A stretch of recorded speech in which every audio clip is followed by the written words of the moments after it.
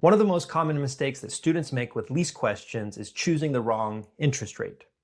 And with both a 9% and 11% rate in this TBS question we're going to solve, you're never going to doubt it again. In this video, we're going to walk you through a task-based simulation on leases, covering all the key concepts you need to know for the FAR exam. We're going to start with the initial entry where we take the present value of the lease payments and we debit right-of-use asset and credit lease liability. From there, we're going to record the year-end entry of the interest payment and interest expense. And then we're going to talk about the amortization of the right-of-use asset and why in this question we use the full 20-year useful life instead of the 15-year lease life. So with that, let's jump in. So let's begin this task-based simulation by looking at the answer options. First, it has us entering the initial lease entry for the right-of-use asset and the lease liability. Then we make the interest entry after 1 year of the lease. We make the amortization expense entry at the end of the first year of the lease. And then we make the interest entry at the end of year 2 of the lease. So a very standard kind of lease simulation you'd see on the exam. Now let's dive into the details. On January 1st, year 1, Meridian Manufacturing leased equipment from Apex Equipment Corp. Lease payments are $120,000 payable annually on December 31st for 15 years. Title to the equipment passes to Meridian at the end of the lease term. The lease is non-cancelable. So we see that the title transfers at the end of the term, which automatically makes this into a finance lease. What that also means is when the title transfers, you are not going to amortize it over the length of the lease, but rather the length of the entire economic life of the asset. So we see that the lease life is 15 years. The equipment has a $900,000 carrying amount on Apex's books. That's irrelevant. Its economic life was 20 years. So that means it's going to last for 20 years. So because it transfers to us at the end of the 15 years, we're going to be able to use it for an additional 5 years, which is why we're going to amortize it over 20 years and not over 15 years. The rate implicit in the lease, which is known to Meridian, is 9%. Meridian's incremental borrowing rate is 11%. So anytime we know the implicit rate, that is what we use, 9%. And then we are given the present value factors. Ordinary annuity, because it's paid at the end of each year for 15 years.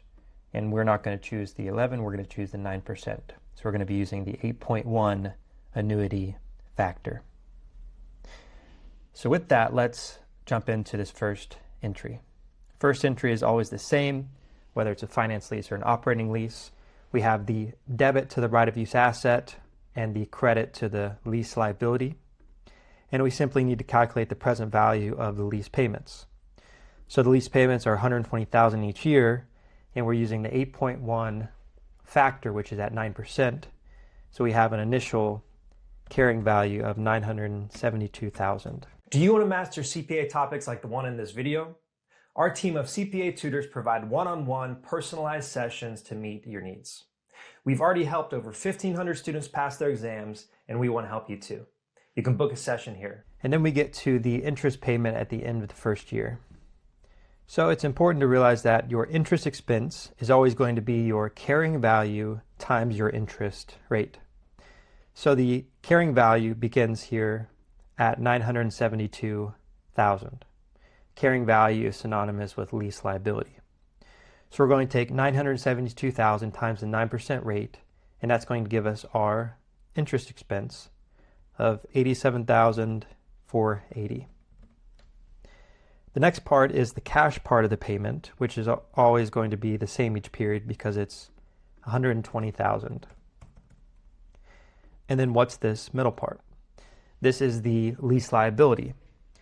In other words, we are starting with $972,000. The interest expense is what increases the lease liability, and the cash payment is what reduces the lease liability. So the overall decrease is going to be the net between these two of $32,520. Because it's like the $120,000 is a principal reduction and the interest is increasing the lease liability. So we always net those two together. So after our first year of payments, our lease liability goes from $972,000 down to $939,480. So then it's asking about the amortization expense for this lease. So the key is realizing that we are amortizing over 20 years. And so we're just taking the full right-of-use asset, $972,000, and dividing it by 20. So we're going to simply have an amortization expense of $48,600, and then this is a credit to our right-of-use asset for the same amount. And that's going to be the same entry for the next 20 years. And then we get to the end of year 2. So we had the updated lease liability after a year 1 reduction, so now we're at $939,480. We multiply that by 9%. So then that gives us our interest expense of $84,553. Then the cash is always going to be the same. So this is once again 120.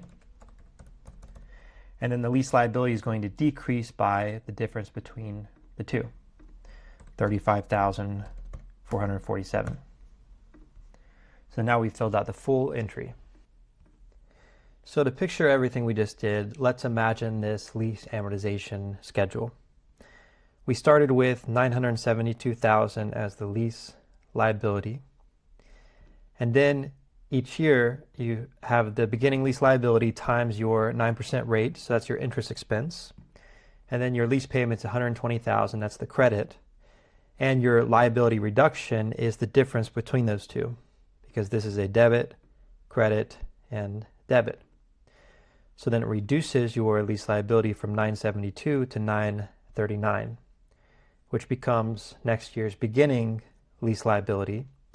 So then we multiply that by 9% for this interest expense for year 2, and then the lease payment's the same, and then the lease liability is decreasing. So you can notice that throughout the life of the lease, the liability is reducing by a greater amount. That's because your interest expense is going to be a smaller amount each year because you're paying down the carrying value of the lease liability. So as you get farther and farther along, this interest expense becomes lower and the portion of lease liability that you're paying down becomes higher. Trying to figure out whether you're ready for the FAR exam? Take our free 30-question baseline test, which shows you your 5 weakest areas and sends you concise video lessons and interactive practice apps to help you improve. And the best part, it's all for free. So try it out now.